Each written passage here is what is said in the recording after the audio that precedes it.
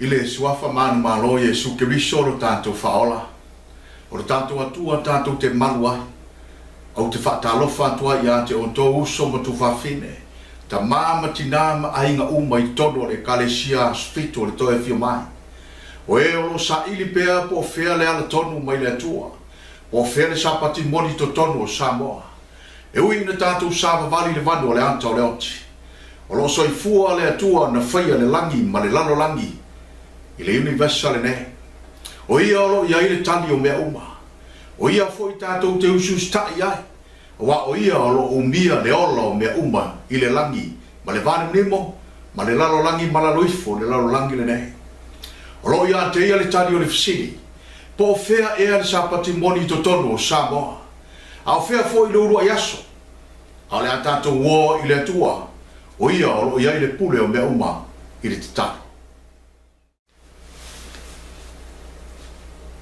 Roma tau tamae o i le langi. Ia pa ia lava alo suafa e whawawa. Whaftailo mātou atua le neia wano mātou o fia ua maua. Whasoa atua i le whi aua e tu ina mai lo mātou atunu o Samoa. Ai maisia i le atua na i o mātou uso. O e alo mātou tausia le sapati. Ia mawhai o na maua se wha mātou sina mo i mātou le temne. Mātou te saunge molo toi a fia mai. Ta mawheta lai mai oe e mātou whalong. Whaongala o ono se me whatau wa ai o a. Whasoa atu le whaau e tuina mai a Samoa. Whaole nei lato umo e whatua tua i ante oe. Whaamaruia le mātou whaalongo ta mā whaamole mole le nei tuaso. Ta ria i mātou i o luma whaamole mole. I rousua whapele lava Yesu wa ole ma te tālo tuaine. Amen. O te mua lava o na o whamaruru atu i ate oi Samoa lo watu no pele. O pa ia mau mamalu. Ia tu mau atu pele i ate oi. Ele eisa upu e whaia iai. A wai li whatanga ina au o te tautala iai. A ia whatanga lava le nganga o le atua i lo whingaro. Ina ia mawhai o le whamala malamba atu i ate oi le moni o le upu o le atua. E whaole inai i tātou i le ola e whawawa. Mai o te le tue nā tia lau fo i le whiau au maia e le atua i atea. E tau atu i ate o tō uso mtu whawhine le i tono le kalesia sfutele. Ina i lawe ina mai ei oe mai le toa sao le atua le o le apa u mai i lunga o te ngata fo vale o le lalolangi. E le ngata i le kalesia sofitu. Ai whape nā fo i e kalesia e se u mai te tono le atu Samoa. O lo lantu tausia le asu o le mele mātou te le tue ngu ai. E tau longo atu o e si o mātou atu nuk pele Samoa. O no lea ua whaatau ina walo anga e tāpunia i le lofa tu no le atua i le larolangi. Ina ne ti o mātou lunga o tau toto. A wa a whai mātou te le whaia o mātou tiute. Ua tō fia i mātou e le atua. E whaasala, whaatasi tātou le aso le tō sā. Lea o le a whaatau ina. Whai mai le whaamtalaga le apostolo Paulo le lua Timoteo toru whai mua. A ia e iloa e oe Timoteo le nei mea. O aso e ngatai, e o mai e yaso whaingata. Leo whatamuina i le so, o tele tu a inga mio ese, o sala lau lunga o le whungai le ele. O whaingata na toi fo ia, o taitai o malo, ma taitai o lotu. O te ngata lo lotu, ma te ngata le lo lotu. O whatarina le te te, ma le fōwale. O lava le upo le atua, e whaola ina ai. O matua te ena te ngata, e whai mai o i lato te ngata o le atua. Whai mai e suri mata e fitu whai upo e losu wha. Ai se wha longa ia upu nei, le tuspa ia antoa, ma whaia e ia, au te whatu seina o ia i le te ngata poto, wa whaia lo na whale ilunga o le papa. O ia papa, o ia suke miso, e te le wha longa se upo se perestene, e te le wha longa se upo se whaife a, e te le wha longa fo i ni upo ni whaife au pa e mai fafo, po le hale poto, ma le maua lunga o na whai longa, au e te whaalongo iai, awa e te whanua iau noa so wha moe moe. O i la tau iau o mai wha se Samoa, e tausi la sa, a e sori pala i lalo sa pati o le atua. Sisira tau tinonga la prefeta, a le atua o Elena Waita. Boli mau mo le kalesia, vaenga whae li tu lau lua se lau sifulu, ma le lua se lau sutasi. E whapei lava o le pamu atu e le fatu o le tangata, le toto ola i vaenga umo le tino. Wa whapena fo i te inga le no fuanga le nei. Le ale no fuanga. Le whauru lunga o la tato e kalesia. Le ale kalesia, e kalesia sfitu.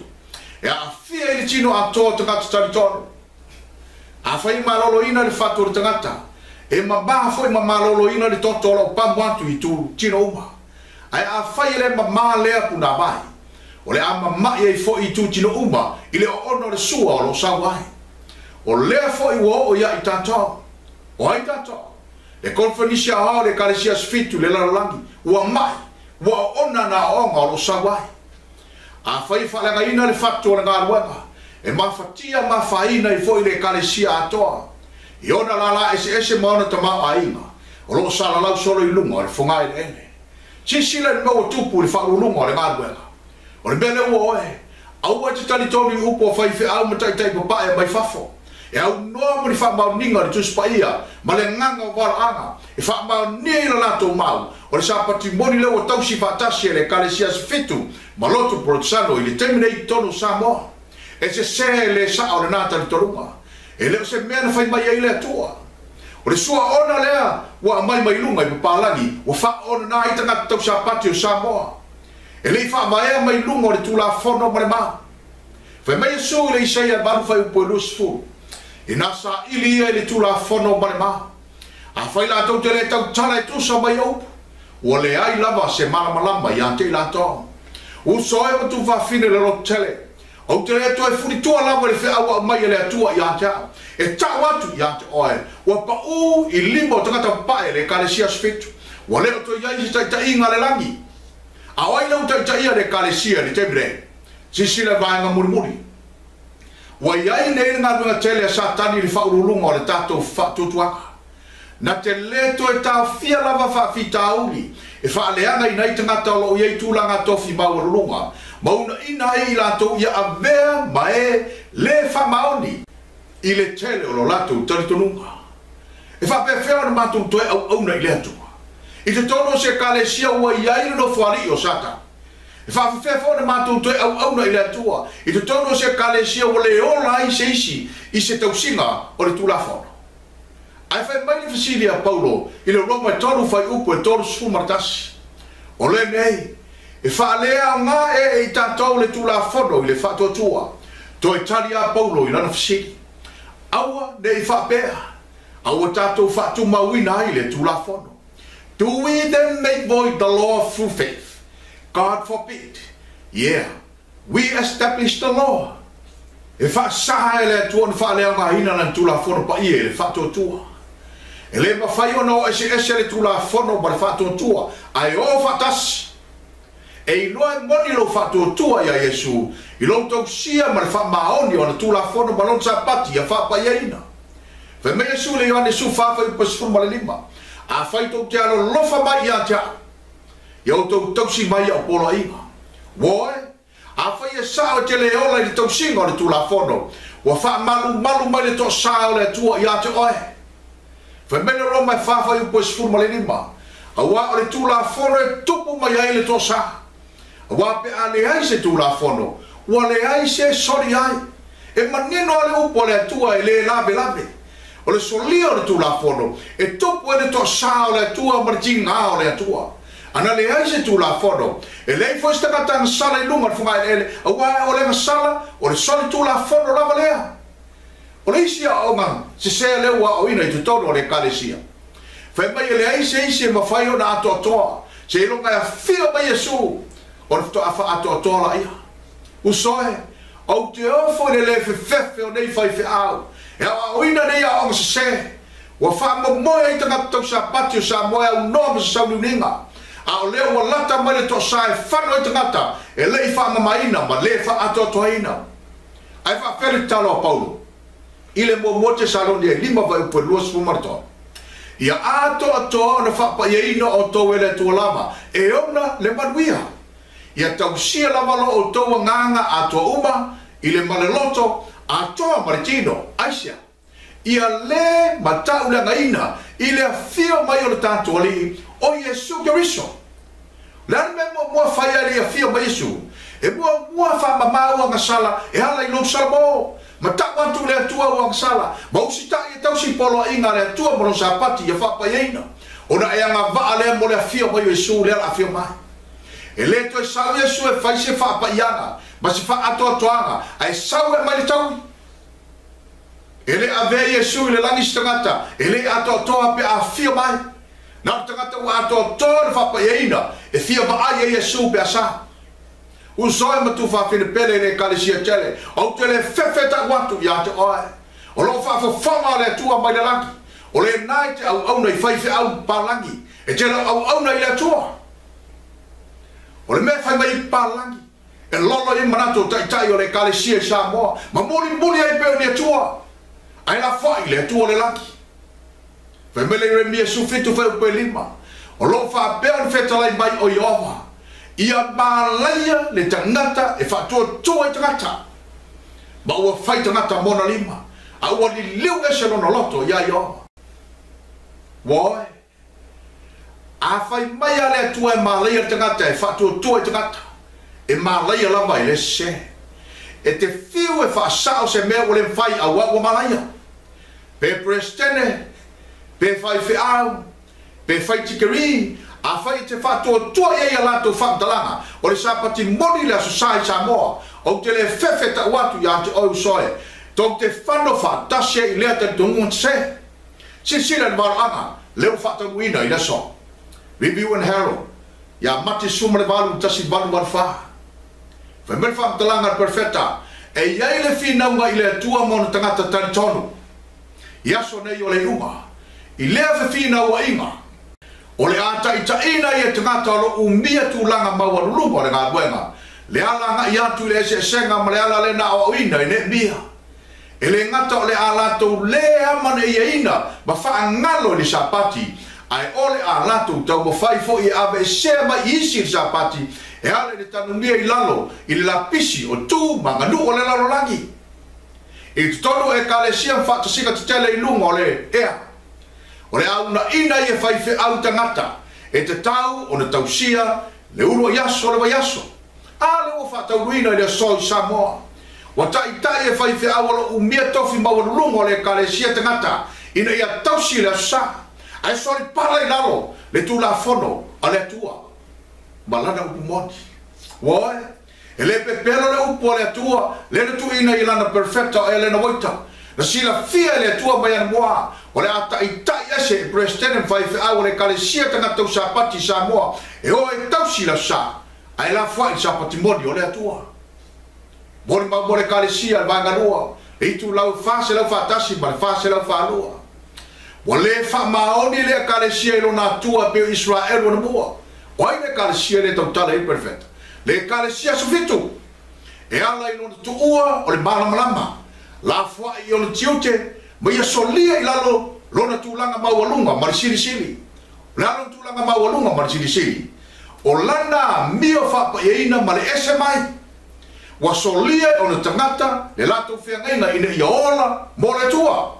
Wa na o le tua lava. O le whaambianga ma le manao i mea whawhiawhia. Ma ua wha pele i leanga sala. O le mele wa ese Yesu. Ma ua ti nei ailo na nganga i tu tonu o le kalesia. O te ofo se ngata u sapati o Samoa. Na te ena le nei mori mau manino le nganga o walaanga. Le iti o alanga le o tele le angelu luna wha. I le whaadinga suma le valu whai upe lua. Whai mai ua pa papania le ai tele. Ua vea fo o ia ma me no fo tele mondi. Ma me pui e nganga le a uma. O le mea fo i pui e manufele le uma. E le anga ma le inosia. O ai papelonia le aite. O le tō whatasinga o lo tu umo le larolangi o lo tausia le sa. E a fia i male kalesia sfitu. Whai mele le mala aua le atua i o le tangata o lo iei tonu o papelonia. I le whai upe whama le lima. Lo nuue. I o tau o ese i ate ia. Ne rei whatasia o tau i ana ngasala. Ne rei tau fusia fai o tau i ana mala. A wā ua pai atu ana ngasala i le langi. Ua mana tua fo i le atua ana mio le anga. O le fisili woe.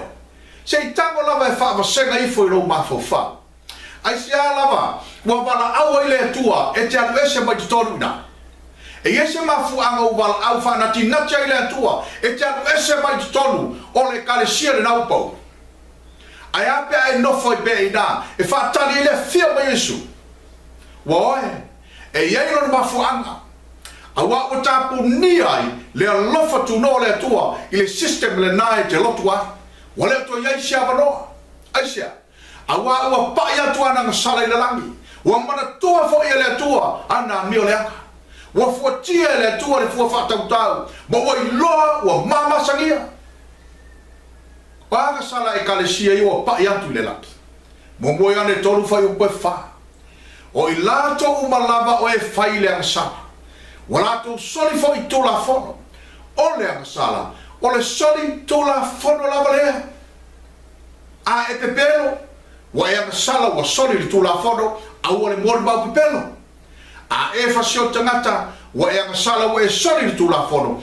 a ua e te fasio tangata a e mulilua wa e ngasala wa soli le tula fono a ua e te mulilua a e ifo le fatusa wata wa e ngasala wa e soli le tula fono a ua e te ifo stupua wata a e manao i mea le luti tua oi wa e ngasala wa soli le tula fono aua te mana fua i mea le luti tua oi a ele ava i le tamā maritina wa e ngasala wa e soli le tula fono ia e ava i lo tamā maritina a e soli le sapati o le atua wa e ngasala wa e soli le tula fono e fa ia e mana tua le sapati te fa bayeina so se mea la wala te feme ia e le mawhai o ne sao le silfanga le atua whameli a kopo e lua whai upe sfolu a wa o se tausi le tula fono uma ai anga sala se metasi wa nofo sala ia i mea uma o le sapati la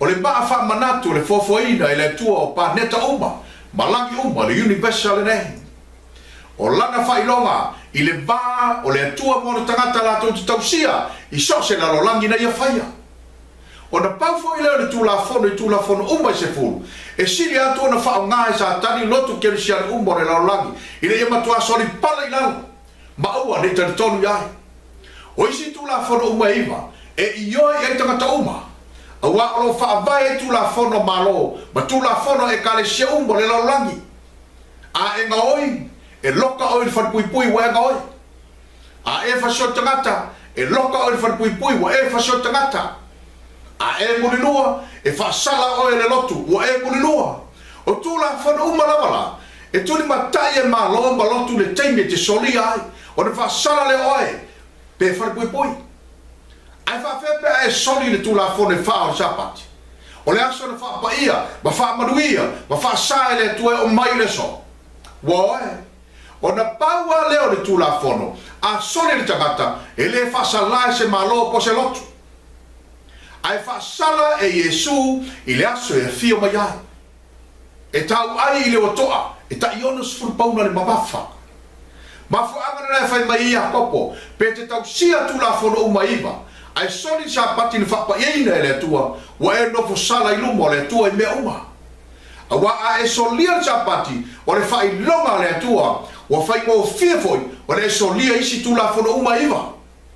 Ai a whai, e te tausia sa pati ia whapa ieina, o na au mai le tua ia te oe le malosi whale nganga, e te tausia isi tula fono uma. Peita, a whaifo ia te tausia le sa pati, a le tusa ai ma le polo ima, e le aisia o ngā o lau tausi sa pati, wa e solia tula fono uma. E whapewhea o le tausi sa pati, e tusa ma le polo ima. Isa ia lima sfumar malu, vai upo sfumar tolu mar sfumar whaa. A fai e te liliu e se lo vai le sapati. A ele fai alo lava loto i lo asa. Paua leo le aso, o le vai aso e tau e le tua o lona aso sa, o le sapati aso fitu. Ma e ta ua le sapati o le aso fia fia, o le aso ua sa ia ioba, ua mamalu, ma e fa mamalu iai, o lo ele fai e iau lava amio, lo le maua i lo lava fifia, ma ele tau tala iau lava upo. Ona e fia fia lava le ia iova. E whapewhea o na whaalia lo fia fia ia iova. E ala i lo tau sia o na tula whanauma. A wā whapa ieina oe, i le pa ia o sa pati le na whapa ia le tua le amtanga. Ma o ia inga e le sei e lima sfuma le valu. O lo fa matala ili mai foi e perfecta e lena waita. Spiritual gifts. Volume 3. Le itu lau lua se lau lima tolu. Ma le lua se lau lima fa. O i lato uma lo fa tala le sa ninga mo le sa pati. I le aso ono. O le aso froile na. Ma ua lato kuka ina me ai le sa pati. Wa lato solia le polo inga fa. Ma ua lato solia tu la fono le tua. Woe.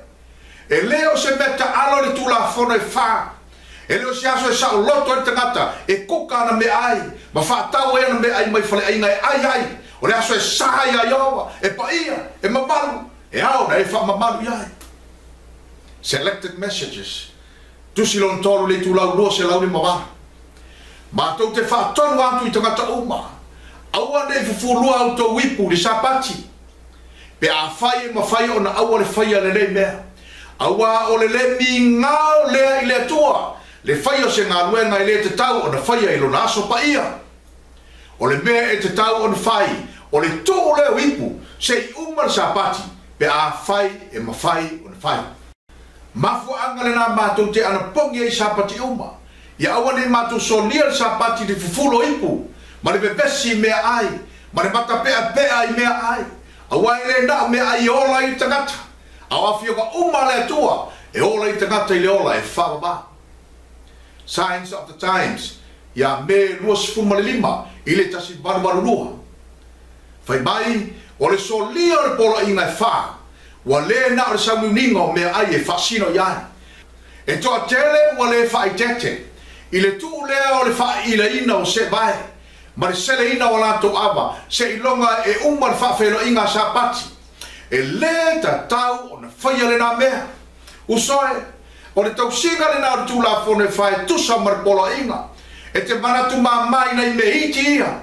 A o mea ia ti ngā I le atua. Ma wha pasino I oe le atua. I lou le ustai. A wā wha to nunga mai le langi. Mori mau mori kalesia. I le vaenga lua. Le itu lau e fitu se lau maritolu. O le fina ngalo le atua mo I tātou. E le ngata ina ia tātou malo loma ia tātou ngā ruenga. Wha le tino le sapati. A ia wha apea fo I le mawhauwhau o na pulea. Ina ia mawhauwhau ai I mea wha le nganga. Po mea pa ia. O le awala lava le tasi o lo matua solia I polo inga wha. O le tara noa lea I mea wha le lalolangi. O le whaia lea o ni tara noanga wha sama noa.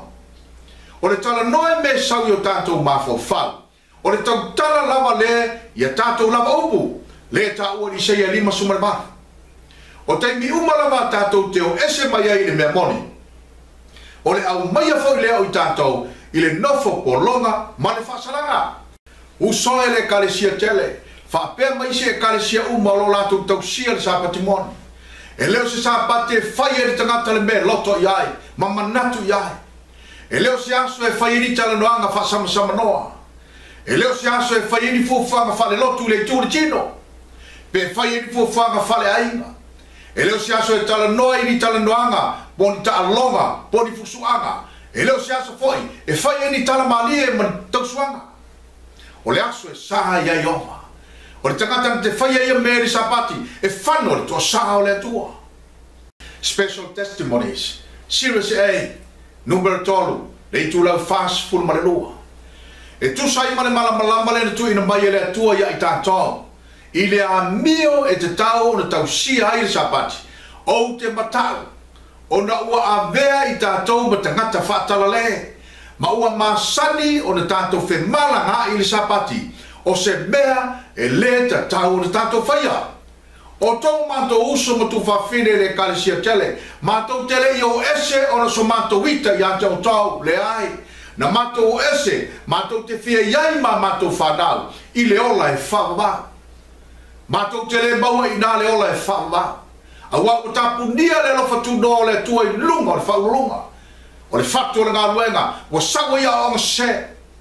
Whai mai ale na waita. O sua le anga I o tafe mai I lunga o le whaulunga. Wa a fia I lala umma le ngā luenga le lalolangi I atoa. Leo o mai whasese tanga tau sa pati sa moe tau sila sa. Ai oe whatalitali mai tupe tanga sa moa. O le mele. O I lanto umma o le tono le kalesia tele. Maisi e kalesia tau sapati uma. O te le tua solo muli ama. Ile bewa wa awina ya o le tua. Le tie o lunga o tau toto. Pe tau sia foi. E lau lotu le sapati moni. Ai ale au sia fatonunga uma yo a mai le tua. Ile tau senga o sapati. E leiso fa moi le ola e fa va. E lo so moni tātou te whapolonga I tangata. E so e mai ni tupe stele whau ni whasap tele. E lo so moni na umai le tua e tai whatangata o tau I tangata. E polonga e whaile mea mana na wai whai au malotu. Ale o moni e whasa o loto I tangata. O lo polonga I lenga sana. Ma tai e tangata I ala o le tua. Wana o ia e maua I le ola e whawa. Paua mele whatonu e le tua I lana e kalesia e whai. O le spurua I to tonge I whai whia. Ma taulanga e whai le loto malia ti nae ai. Le I tu li tino le kalesia. Le ini second taif. Le ini sa ngā tupe te tele. E le mana mia foi di farsa tele. E le vi ia I le tua. Mon mau le kalesia vai ngalua. Le I tu lau fitsa la marfa. E batua le fia fina ngalo le tua I tangata tau sapati. E mo moe I le telo teimir sapati. O le mea wala tau whaia, wala tau le hawai I le na whaia I la tau. Ma o la tau whatai ta inga, wala tau whapene ai, e sili atu le tau aso e ono ia I la tau, na I lo le aso fitu. Au te ofa fo I stangata tau sapati, na te leo sita ia inga I autu ina mai le atua, e hala ina na uauna perfecta. Ma o le mea moni lava usoe ma tu whawhine, ta mama tina I te tono e kalesia tau sapati uma. Bo le alo tau whaia tau si mea uma iau wa whaatonu mai le atua I to tonu ina e te lema whaia e awa e sea iau tō whinga malalotu maturi ai o e malalotu mafu angalena wa alanga I maleleo tere le whi awala ngelon wha I le whalinga sumare manu whai upe loa whai mai ua pa pa peronia le ai tele wa a mea fu o ia ma me nofo I te moni ma me pui a nganga le anga uma o le mea foi pui man felele uma e le anga ma le inosia le kalesia sa mamana o onga I teimi o elena oita mauro I tu ana la tu whamaina le kalesia au a veo se fale pui e felele ma e man felele e le anga ma le inosia o profesa ma takata pupoto le laulangi ma au mai a onga se ma ua pei o se mai leia le fai manu e tau fie takata lotu ia aua ni so sola ese Fai melo le mala awalofa le atua, e o le tangata o te tonu ina, I le whaalinga sumbaru fai pue whaamare lima, lo ue. Ia o tau o ese I anteia. Ina nei whaatasia o tau I ananga sala. Ina nei tau sia fai o tau I ona mala. A wā ua pai atu ananga sala I le langi. Ua mana tua fai le atua, ana mio le anga. Ma o le anga sala tonu lava lea, fai mai le atua ua pai atu le langi, o le solinga o lon sa patia svitu. E pa ia e leise ngā ruenga e whai ai. O tūru a whona umarama, e ma whai so se kalesia no tausi. E ma whai o na le ngaoi. E ma whai o na le pepero. E ma whai o na le muriloa. E ma whai o na le whasio tangata. Ai a hora li tūla whona e whaar sa patia sufitu. O le whai longa le atua e I loion tangata I lalone. O na ita lo le iai o le au kevsiano. La tau te inu le wha mau whai longa le atua. Fai mai lana wala awa le atu e no tangata wha maoni o lo iei tu tonu o wha rabu tonga sori sa pati. I o tau o ese mai a te ia. Ina rei wha tasia o tau I lananga sala o le sori sa pati. Ina rei tau fusia fai o tau I o mala. Malana wha salanga o mala ia fitu. Aisia. Awa ua pai atu ananga sala I lalangi. O le sori sa pati. Ua fuatia e le atua I le fua wha tau tau. Ma ua iloa ua masangia. Sila le manino o whaatalanga perfecta e lena waita. Mori mau more kalesia vai ngavalu. Le itu lau lua se lau whaafitu. I le fuatia ina o le marumanu. O le asu e sue ina I le kalesia su fitu o le toea fio mai. O le awha masiro ina o ia. E tusa matiute ma whaamunianga na tu ina atu ia te ia. A whai wale e whitau ilo na ola whale nganga. Ma le manuia e se tau. Lena tu ina atu e keriso ia te ia. A whai o manuia ia, na tatala ina atu ia te ia, wale anga vai o ia, I le ngaruengan tu ina atu ia te ia. Wai o na luma nei le whaitau, o ia, o le mativa, ma le tawaso, o le pangatia, ma le malaia. O le malamalaman tu ina atu ia te ia, o avanoa umana ia maua o le a whamasino nei oia. Le manuia na maua le kalesia sfitu le amtanga. Au ave sere te nei, o le to ieiso na avanoa. Sa mola watu nupele. Ana au le lofa i ante oe. O te le tawa tua, le fe au tu sao le nei marilaki. O le fe au o le serselenga. O le fe au tu ese li saito marititania. O le saito mo le farisaito a le tua. O le titania mo le afi. O le afia mo Yesu. E afia mo ye ave le saito wa uma o le fusi. I le farisaito a le tua. Ai la titania te tono so ngā vine o to sa o le tua. Sa moa. O le fe au o le serselenga le alanga i le so. E tapunia i le tau o amketo ia September tau sanga le nei.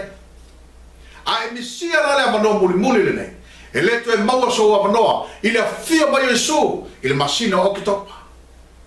Fai mai Yesu li Ioane sfuru fai upo sfuru ma le ono. Wa ia jau fo isi mamoe. E leo i le nei lo toa. E te tau o no itaina mai o i lato foi. E whaalama foi i lato i lo leo. O na tasia i leo le lafu mamoe. Ma le leo ma moe to tasi. Fai mai Yesu. O lo ia isi ana ma moe lo ta ape isi e kalesia tausia sa. E a fia i mai kalesia su fitu uma. E te tau o ne ia walawina e o ese mai. Ai au mai te tono lana lo toa. O le ala toa. O lana o bumoni. E tau Yesu le no fanga. O lo tau sia ia na tu la fono. Ma non sa pati ia whapa ieina. Ma o ina i le tapula a maua lupa le a mio whapa ieina. Ma tali tonu le mau ia Yesu po le nganga waloanga. E tau e Yesu le no fanga le na. O lana lo toa po lana e kalesia. A whaila e manao Yesu e ave ese ana mamoe. Isi e kalesia. Ai tu sao i tonu o lana lo toa. Po lana o kumboni. Lono winga. Wale ai se avanoa e whaola i nai oe i te tonu o le toa po le kalesia le nai te iai. Luoko ni to e ono whai upa sufitu marsum le mara. O lea, ia o mai e outou nei te tonu ia te ilantoa. Ma ia outou o vai mai. O ai ana le whatonunga. Ua whetalai mai ai le ri. Aua foi to te papa iantu se meleanga. Ona outalia ai le outou. E fai foi au mo tau tama. E fai foi o tau mo watali mo wa fine. Ua whetalai mai ai le li e ona le malosi umalava. Huso e matu wa fine. E le fefe le lofa. E le tau whaaleanga le lofa. Ai tau tala sao le lofa. Le anga tau te leo malamalama li tala whaasolopito le kalesia sofitu. Le nae tau te lolotu ai. O tātou futo a hola mai anarafi. Ale kalesia sofitu na pa uma le tasi valu. Ai na tua le kalesia i lalo probation. Se ia malo lona na uauna ele na waita. Ina wo ile taimi ato faina ale tua. E vavae se o tangata. O na vavae se mai ai lea ele tua o tangata fa maoni. Mai to tono le kalesia tele tasiva tasifa.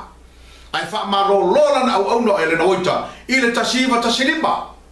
Na tau atu e Paulo ilo Natali whale nganga. Ile mua Timoteo whawhai mua. Timoteo. O lo tau tino mai ele nganga pa ia. E o ese nisi ni whātua tuanga i tau sanga amuri. La tau te whaalonga i nganga i whase. Mamata upo te moni. Whai mai po.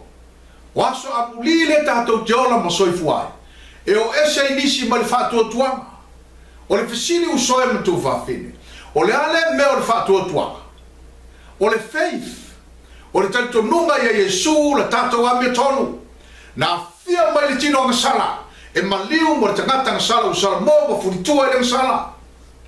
Ai fai mai le kalesia sufitu ilana tusi o le question on doctrines. O Yesu na fia mai le tino, e pe o le tino a tamu, a ele anga sala. O lea tanto nunga le kalesia, e matua se. Fai mai fo le kalesia sufitu. Po le ale mamao ma le malosi o lo tausia o tu la fono. E le whaola inai oe. Ma o le fai tanto nunga ale kalesia sofitu. E se se matua se se. Usoe e se se. E te whano ai. Fai mani te tai o le sofitu tele i Samoa. E le to e la ua ina fe au angelo totoro. Ai la unga Yesu te pai mamoe. Ma o le fai tanto nunga. E matua se se i sini. Le ai se fa mai e fanno e tangata Samoa i le tantorunga. O le whaawala ngelo ntoro. O O lo whaalia ma Iesu le tātou a mea tonu. O lana mea tonu. Na te tau ia le tangata ifo le manu whaai ma lona whatangata. Ma ta lia lana whailonga. O lona sā.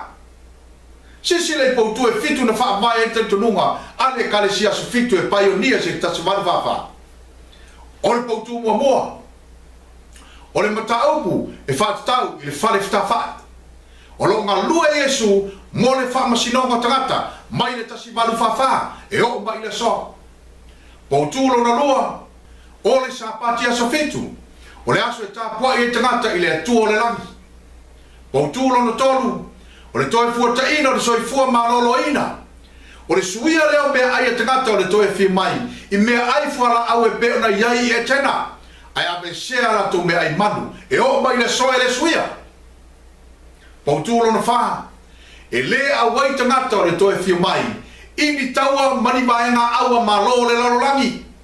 Ai ale te nei le kalesia wa la tu whanau taua e wha sa e le atua usoe e sa e le tau e tangata o le atua. Poutulo na lima e le whaia ni whetutu na inga tangata o le toe fi mai ma malo postete le se o singa whenga inga ma malo e sa wha sa e le atua. Poutulo na ono e le awai tangata o le toe fio mai i whata singa a e kalesia tau se sa a ale te mine lau tātou maia walo lofi whatasi le kalesia sfitu ma e kalesia tau se sa wa o lima whatasi e whasa e le tua ma le poutulo na fitu e tau wami e tonuina tangata e ala i le whato tua mo sustai e tau situ la whono le tua ma ola whapaieina.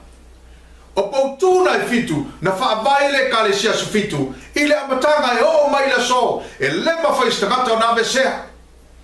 O le fesili usoi matu whawhene o toi wa aia poutu i e fitu i tono le kalesia tene. O le se mea wa umananga ui e se ta i tai o le lotu ai whaatu le kalesia i poutu se se ma whaavai se. Whai meina paulo o tai whaune ua tula i mai yaso a muline i tātou te iai. Wala tu tai e share le iwa 10% o le kalesia mai le tali tonunga sa whaavai i tangata o le toe fia mai i le amatanga ai awa tangata i o latu tali tonunga se ma latu whaavai se le tai lima tau sanga masui a latu tusi whaavai ai le whai mai la tua e tai lima tau sanga masui ni whaavai le ai whai mai le lua Timoteo lua whai pusi fulmariwa ai ui lava i lea o le whaavai mau o le tua e tu lava lea. O lo iai le nei whailonga, ua sila fia e le atua o na lava tangata. A toa malea, ia o ese i le amio leanga i la to uma o e tau le suafa keriso. Ua e le fisuisu ia i le whaamaya le atua, e tu mau e whaamama. E lo whai mai paulo, o aso amuli o ese nisi mai tutono le lotu aso fitu, le ai, e se se le tantonunga na. Whai mai paulo, o aso amuli e o ese nisi mai le whaabae martantonunga le na whaabae le kalesia fitu i le amatanga o le fesiri lau soe matu whawhine o aila lea o ese mai le whaabae o ai lea o ngā uia poutu e fitu ni whaabae le kalesia fitu i le amatanga ole ko le whenanisia o le kalesia fitu le ua a whima o fisa ulu umba o le kalesia i le lalolangi i le fau vale le konfrenisia o ma fu amarena wa fai mai e le kalesia spitele o mātou o tangata tete le anga lātou te le o malama i le uiga o whaktalanga tuspa ia o tangata tete o tangata ia o lātou ngā uia poutu e fitu na whaamai e le kalesia e lena waita maulua i tua a i le amatanga ma soli pala i laro o lātou vai le sapati i mea o lātou whaia mori mau mo whai whi au i tu lau lua se lau ono lima ia Novema sumar fitu tasi balu i batasi e leta tau ona au maia le lalolangi tu tono le kalesia ma wha ipo ma le kalesia ma whaia se la osi ngā whengainga o le whaia o le mea o le a mauti noa i le matua wha le ngaina i o le kalesia e peo na wha mataleina i tu tono le tusi e wha linga o le mea e pui e manu fele le uma e le anga ma le nusia ale mo tatou wa ia le sol fato unga o malu anga ma te perfecta o matua fa le ngaina le kalesia e pe no fa ilo mai fa linga sumar man wa ave ba pai pui man felele uma le anga mala inosia ma fu anga na eleto ele titi ele fe au nei le anga fa mai le tua ia alanga mala no chele ia la ve mai ia yon tanga tolo tolo isi roto a evangelism e tu la lo se la to sfur ele ta tao no tua ilalo le leo le upumoni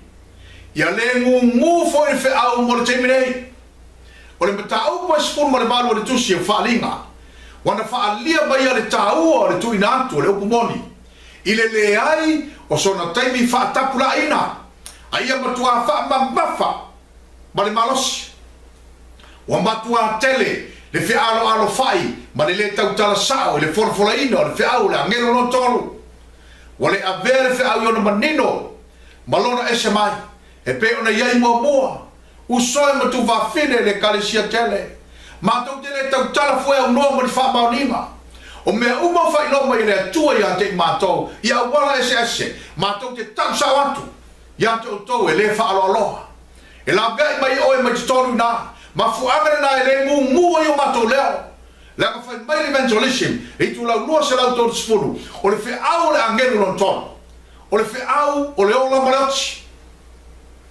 ai se ai fina lo ile tua e ma tu ala ma malo se fe au le ola marach o so mo tu va fene o te le fefe ta watu ya jo to I lumo le tua matata awa o ta punia le lofa tu noa I so se fa u lumo le kalesia su fitu le langi e a fie mo sa boa manuscript releases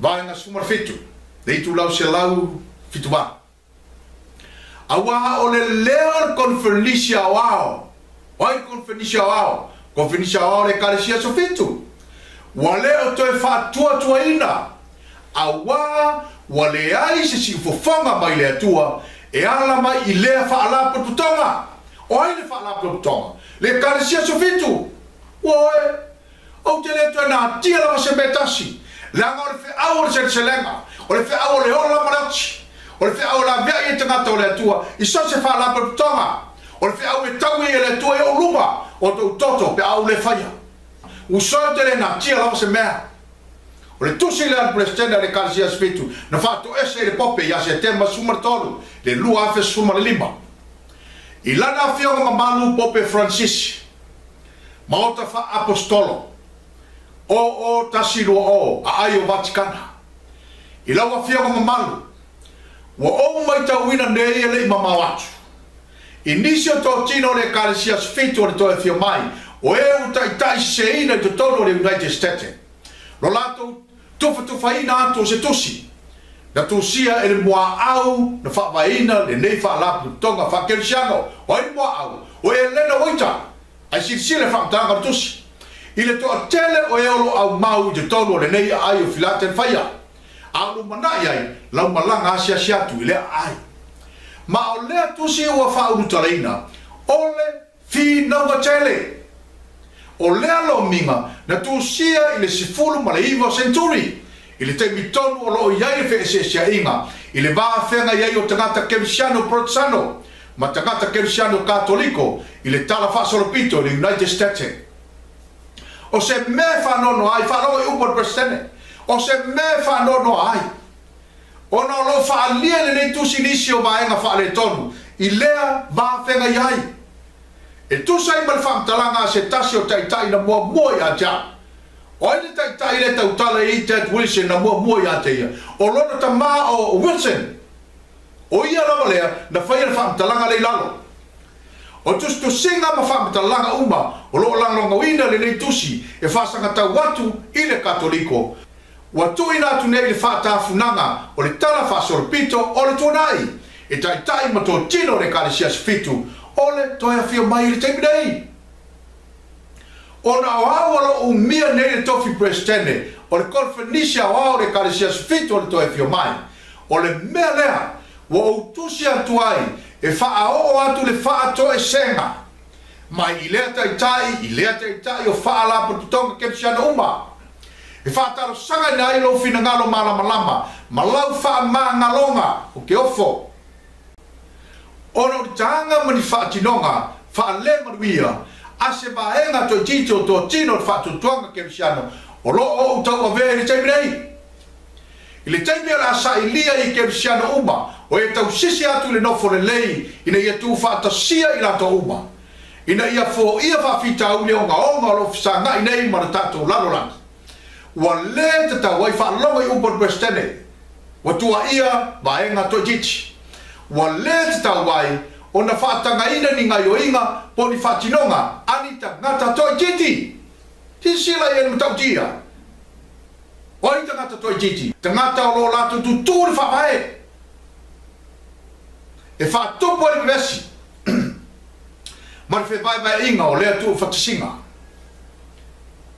o le nā le itu ua iei le nganga ina ia whaao atua I le nei tu sia te oe wha mole mole ia talia ina le nei whaato e senga I le ingoa o tō tino uma o le kare sia so fitu o le toe fio mai o e ufina ngalo ina ia moli atu whaamurianga le atua mo oe male e kare sia o lo e tau aveina ma le whaaro alo telela o Ted and Sue Wilson usoi mo tu whawhine ua le eiso whaamoe moe ina o le toe wala ua lofa le atua mo oe ia e vabaes a o baua lo toe avanoa wale tu abele karesia o si fofonga le tua le lalolangi o wa I foatu le manfe ai la foi le tua na te ia mai o ye le amatanga manuscript releases I tu lau e tonu se lau balsful wa tato ye nei le tulanga matautia wa ave mauso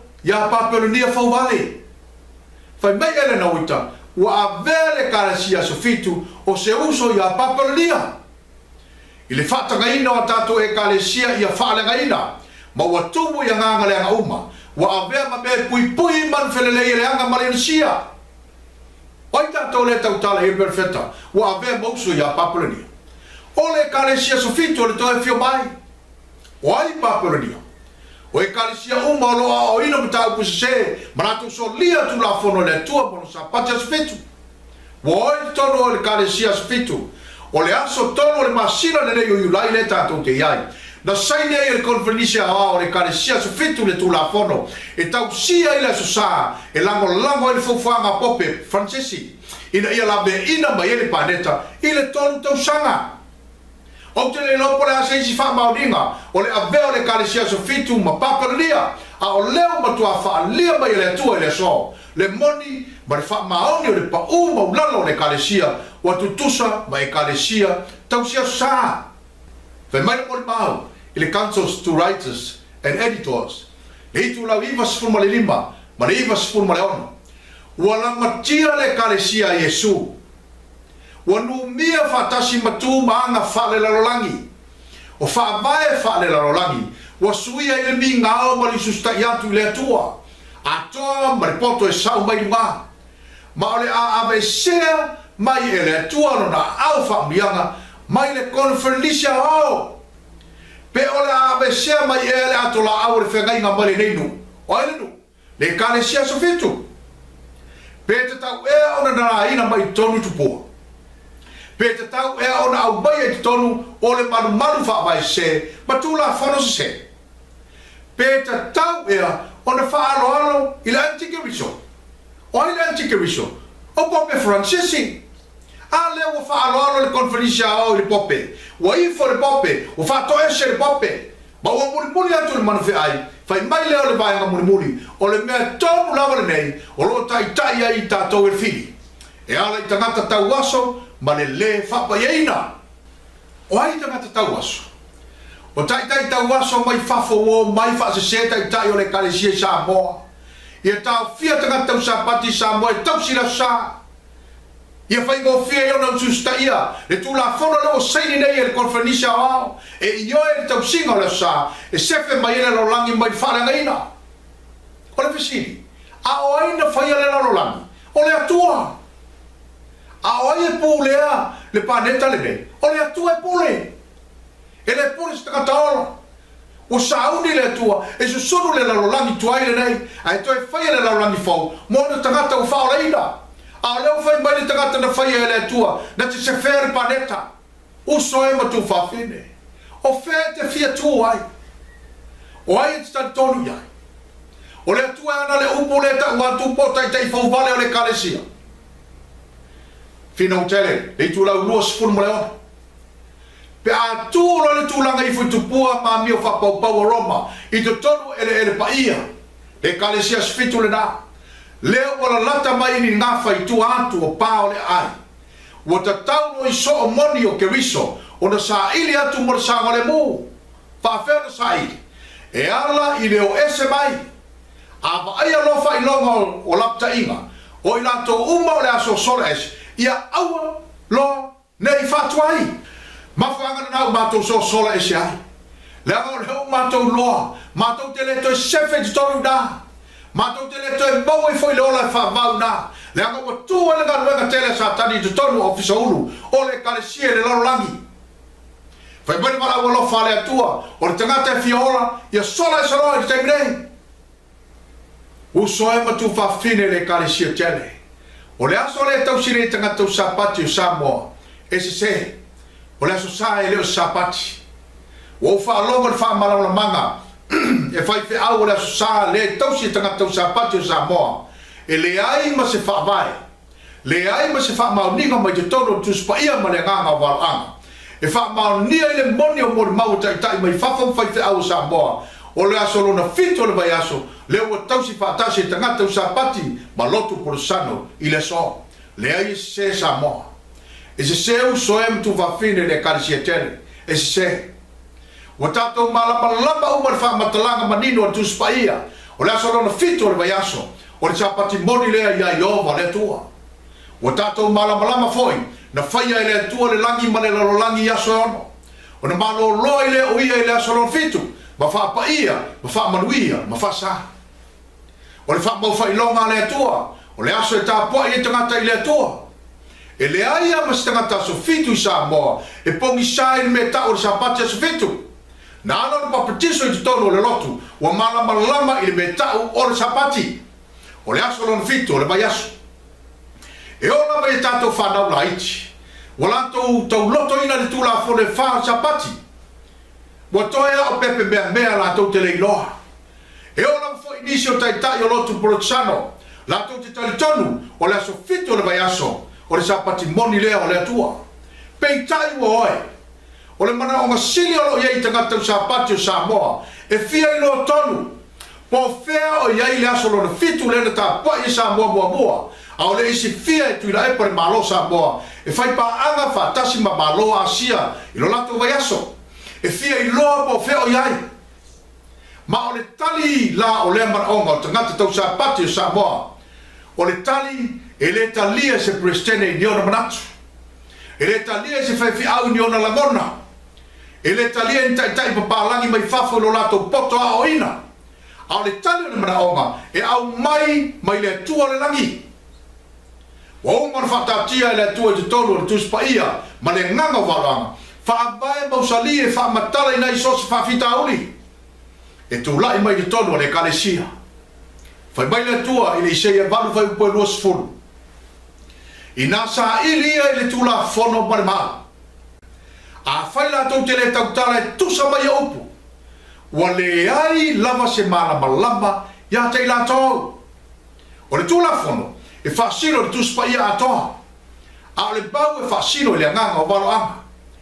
I tu tonu la tuspa ia atoa. Mai le kenese se ia o lava i le tusi o whaalinga, le tusi whaia o le tuspa ia. O lo manino e whamatalanga e whaatatau i sapatimoni o le aso o le fito o le vai aso. Ai o le atatou o le mau po le nganga o waroanga. E whamanino au i ili ai, ia le whaafita auri le tupu le so. Selected messages. Le tusi lona tolu. Le itu lau tolu se lau su fitu. Ua whaautuina e whapea. Na whaia le sapati mo le lalolangi la potopoto. The Sabbath made for a round world. Whai mai lea o le whaatalanga manino e Elena Waita. Pe asa ili atu tangata ma le matua whae tete. Ma eli lalo ina ia vaava ai atu ma le ava i le manino o le whaatulanga ina o le taimi. E ao le tātou whapeane. Na whaia e le atua lona sapati mo le lalolangi la potopoto. Mai a hoa mai noi a te tātou o lo i te tonu o lea lalolangi la potopoto. le aso lo na fitu le fa tontonuina le la o lo pule le aso o le te mitonu le ia tausi ma fa ma malu ai sapati e atu no malau le uma wo tu ia le na aso lo fitu o no winga po fea le lo langi te no ai ao atu lo le aso lo fitu le kalena i to todo le na atu no fa mai le nganga valanga o le sapati le na ia yo valo tua sile le manino le nganga valanga a fai o te nofo i Samoa o le aso e fitu i aso le kalena le lalolangi i tutono o Samoa fai mai le atua e ala i le perfecta ia tausi le aso lono fitu le na o le sapati le na ia i opa le atua a ia e manatua wa ai o le aso lono fitu sao lava o le vai aso le na fai ngoe Roma i le Saturday po fea lava la e fa tua i Samoa le Saturday i tutono le na kalena fau leo a mata i le aso pafua o le fai tau le langi o le aso lona fitu ale na o le vai aso e le suia Samoa lo watu no pele o le kalena fau leo a mata i le aso kafua e le talia e le tua aise le anga o sosopo le tangata e fitu na i aso le vai aso o le fawafanga le tua ai whaasae le tua o le unua i aso le na fai ngoe i ulio i lana kalena o le Sunday i le whao no tila mo o le aso mua lava le na o le vai aso i so se atu no e le sue o mai le so a o leo o tu e Samoa i lana kalena e wha aso lona fitu o le aso lona fitu fo i o le vai aso le na wha ingo i ulio i lana kalena o le Saturday o le aso lona fitu lava le na fia mai e su wha o ngā e alo li su nako e tāpua i lonta maa e le sue o mai le so e uina to e fitu na i e pope kere ko lio kalena i ulio le tasi lima valurua ona o vaso se fu ai na foi numero na pisifia e kele kolio ai na tu mau pele aso mo mo le kalena o Sunday ai fitu le Saturday por sapati e le mafai e pope ona fisuia ia a o leo fisuia e Samoa so le vai aso o le me fa sa le tua stangata ona i faia o le kalena le na faia i ulio le fa ono tilamo o le kalena le na tausia e su le sapati mai e talia le atua le usi usta i atu o tangata i ate ia i le tausinga o le sapati asto nai o le kalena i ulio le whaonga nei le lalolangi ai le talia le atua se tangata e tapua i atu i ate ia i le aso sa leo o whaalo na fitu nei e sa moa i lana kalena e ino sia le atua o oe si le whaatonunga i le selected messages le tusi lon tolu lava i le itu lau tolu se lau su fitu e talia e le atua le usi usta i atu o mea ola umana i whaia e fua i le tūlanga o iei le taimi o le oso ai o le la ma le goto ifo le la o le lalo langi o whea na fua i e le karena Iulio na fua le solar system po le tamile sanga o le la ma fua angale na wha ngā i e su le karena Iulio e ui lava ina ova minute e sfumatasi a o lai a to aso e fitu e a mata i le Sunday ai fitu le Saturday le aso to na ile na po le aso lona fitu le vai aso e le ngata e fua le la le tamile sanga o le sapati ai fua le kalena Iulio i te tono le atunu le na e te nofo ai e te leo stai a Iulio po kerkolio le ai te ustai il fatonunga le atua pe fa vale valea i lo manatu fai o le mea la fa tono mai le atua e pule le atua e le pule o e le pule e ba fai le atua o na fa ngata ngata fa pau pau e fa tau nu o e lo finigano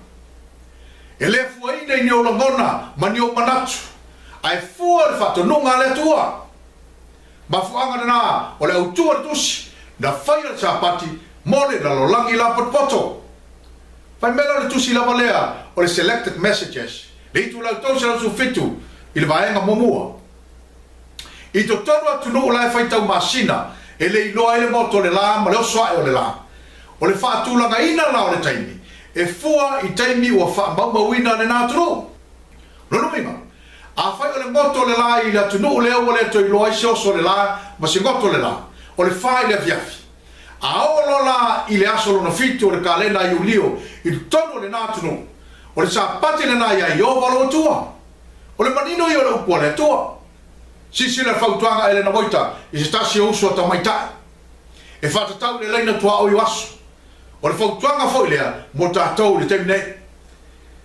i le tusi la valeo selected messages I le itu lau e tolu se lau surmana. Lo usoe. Au te tosi atu. E ta watu ya te oe. Au a lava le ia iso tātou tantununga I titi lava. I le pata upo le leina tua oi wasu. O le mai leile a satani.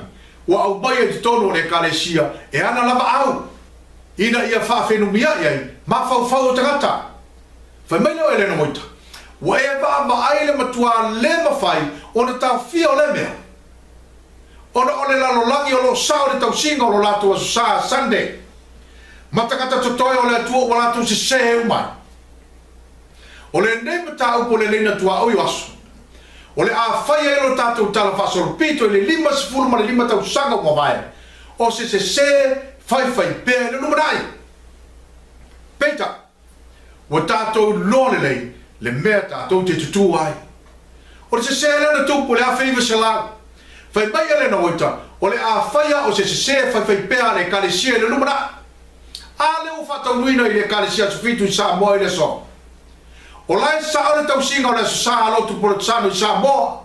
Ai o se atu ai ma le kalesia su fitu. O la tau muri atu ai. Ma o le mea moni la vaia. E le te tau o na toi whai ngoina o le kalesia su fitu. Ai whai ngoa o le kalesia so mua. Whai mai le nuka e ono whai mua. O le sapati e tua oi ma le aso mua. E le pipi fatasi. E le whai e le tua la so mua ma le aso non fitu e pipi fatasi. A o le ufa pipi e le kalesia su fitu I sa moa. O le visiri. O fea le mana masiri le tu e le tua I te tai e fo ia I whawhita au ni tutono le kalesia. O fea le poto mamale na tu e le tua le kalesia. Na te whapasino I whawhita au ni I tutono ma whafo le kalesia. O fea o ia. O le ise mea. Wa me sele tua na tu ngala mepa. A wa o fo vale le tua. Wa au mea fatasi male lalolangi. E le mawhaia e suinga le na whaia e mari e toa la pepa. I le awhe baru se lau I valua. E le mawhaia e suinga le na whaia e tuina epa. I le lua awhe sumatasi. O na suia yaso le vai aso. E le mwhai. O le laina tua o aso. O le mai le asa tani e whaase sei na I tagata. O le whakatalanga atu I la epa. Ina wa fisiringia e matou au tālai. I le suinga leo e suia. I le lua awhe sumatasi. Whai mai tu la epa. Na te le suia se aso. Aina ia sifi Samoa e tu I to tonu o le vai aso Asia. Ma isi motu Asia. Sisila le manino. O la e sao tu I la epa. Na ia sifi Samoa e tu I to tonu o le vai aso Asia. Ai tu le vai aso Amerika la tau. E pule tu I la epa. Po fe sifi e lor malo. Pe sifi Amerika. Pe sifi Asia. Pe sifi longa. Pe tu I la. Ai leva fai tu I la epa. O na sifi e se aso se vai aso. Awa ele mawhaia se gata o na whaono pe whaavaru aso se vai aso. Ele mwhai. Ele mwhai o na whaipaanga whatasi Samoa manu I le tu I Asia. A o lai tau se Samoa le vai aso a tutuila ma Amerika. E luksi e ta mao ainga o Samoa. Mafuanga le na. Mo se wha manga whai mofi. E tasi ale ka lena e whaitau e le lalolangi. Na o le ka lena I ulio. E tasi fo ele vai aso e whaitau e le lalolangi. Peita, ono le lalolangi e la poto. E mua o mai le tamere sango le la I le tu I Asia. Ai muli le tu Amerika. E mua foi o mai le sapati a New Zealand, ma Australia, mai se tunu o Asia. Ai muli o mai le tu Amerika. Taluai, ono le o sivi Samoa I le tu Asia. Ai tu le tu Amerika la to. Ua vai aso tu sai Samoa, ma New Zealand ma Australia. Ao mai la tamere sango le sapati su fitu la e New Zealand. Ma Australia, wa sapati tu sai ma Samoa, wa o leo o taimi tu sa. Se la kalena o le masina o te sema, I le lua awhe sumartasi naolo I le screen. O le masina a Asia le naolo I lalo. A le masina a Amerika le naolo I lua. E tutusa le numero aso. A wa e tasi ale kalena le wha o ngae le lalo langi. O le kalena I ulio. Pau alo na se senga. O na mua o le tamirisanga le lai le tu I Asia. Ai muri o I Amerika. Mafuanga le na o le aso sa lusu 5 I le vai aso Amerika. A o le aso ngafua lusu 10 le vai aso Asia. O na aso ngafua le lus fluono ile vayaso Amerika. A le aso lusu fitu na le aso lua ile vayaso Asia. O na whaasola ia le whapena se ia toa so e fitu le vayaso.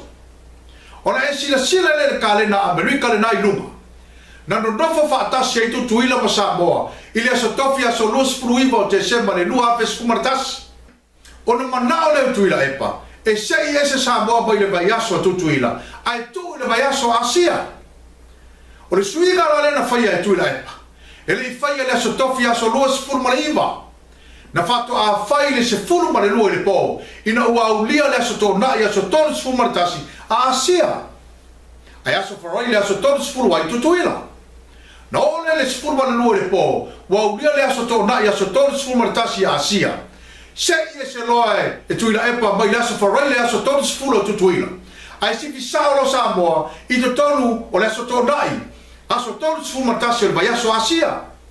E feala mai la tangata tau sapati o Samoa e le tae au. Ua feala mai le aso tō nai aso tōru tasi o Asia. E lo se aso tō nai o tutuila. Lau aso tō nai Asia. Ua Samoa lau i ni tu Asia. Ua fai sapati whaatasi ma New Zealand Australia. O le mele uso e matu whawhine. Pe ae mama ai le nei ka lena nai lua. E le ilusi se aso le vai aso e suinga lena whai a tuila epa. Le ai e le ilusi. E a tore le fitu aso le vai aso Asia.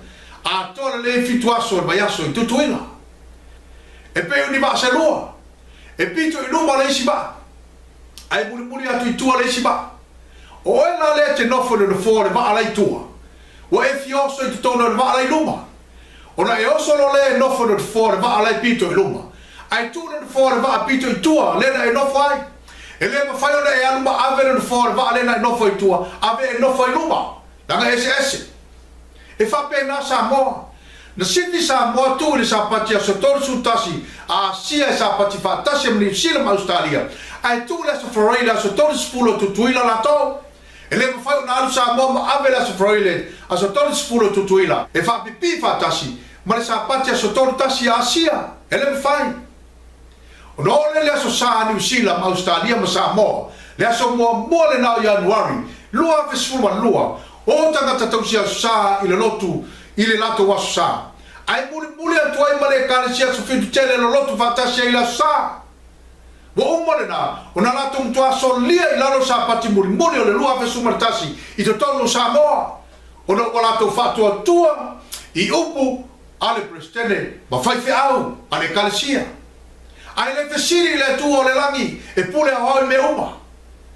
O na tapunia i lea o le probation i le whaurulunga o le kalesia i Samoa i le aso mua Januari lua afisuma lua ina walato aloa ia le tausinga o le sa ma mata mai loa ma le whamasinonga o e ola i le teimile na se io atu le afia mai o suia a topa i le tausanga le nei to e pau le manoa le to toi le teimile to le manoa o oe tangata i to tasi na e nofo i toru na o le manoa o le kalesia po le whaurulunga umma o le kalesia o tapuni ai le manoa ai to oe nei to na o lo para au le tu ia to oe lo nue yo to o ese mai ate ia nei fata sia o to ia na sala ne te to sia foi o to ia na ma ai sia a wa pa ia tu ile langi na sala o mana tua foi ile tua ana mio leanga ai sia o bala fa na tinati mai ile tua no tangata yo ese lo tene a wa o tapunia le manoa ile office ulo le kalesia ele to e maua ile ola fa babau ina usoe mo tu fa fine pele le kalesia tele o faita waso le taimi ale tua ele o se fe au e tai ai oe fano ile fano e fa babau a fe au tai ai oe ile ola e fa babau a fai e tele ina le ba au muli le o mama to moto ele to ia se sia mano fa loa to te toi mana tua lava mato pe ao le masino se tema ona e toi fa pene le e moni ma fa ma honi le tua au le ai sia mano sa mola watu no pele ia fai nei la filfilinga ai le yo atu lo ngoi lumo le fam sino ia fa manui atu le tua ia atu o sa mola watu no pele ma ia fo ia atu lo na lava bi inga e fa baba lava amen. Tato talo.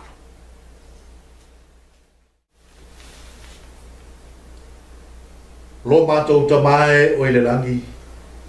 O ai e mātou o e wha manino mai ele tala wha solopito o mātou tangata. Wha whetai le atua i lo wangare lei. Ke le tu la fo ina lava o mātou tangata tau Sapati Samoa. Na i o mātou tangata o malava i te tono o Samoa. Wha whetai le atua. O lo fina ngaro ia o nei whano stasio i mātou. Ai a maua le ola e whau mā. Tama. Se e lofa wha manuia mai a te mātou ma si o mātou atunu o Samoa. Tai mātou lo ao. Ia mātou whaia ni whilwhilinga tonu ma le sa o le temine. Au ni tāpu nia longa lofa tunoa i tangata i tō tasi uma o le lalo lapi. Ta mātou te whia i le ola e whau mā. A lofa whiso soani ma le mātou sāwaringa i temi o tutoia o le nepaneta. Le ia mātou i loa le atua le na aso mātangofi. Le aso e tea whio mai le tausanga ne. Ia whaamanuia le atua whaamole si o mātou atunu. Whaamanuia i mātou malava whaamole no mātou atua. Ta lia mai mātou i o luma whaamole. I lo sua whapele e sua ole ma tāno tuaine. Amen. He can heal any hurt, any suffering, every cross, every care, every burden he'll bear.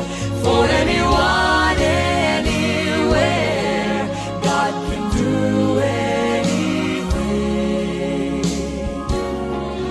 He turns nothing into something.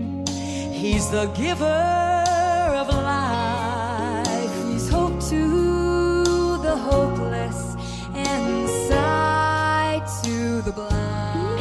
And he makes impossible possible when there's no other way. He makes the blackest sin white as snow. That's why we can say, my God can do anything. Amen. He can heal any hurt, any suffering, every cross, every care, every burden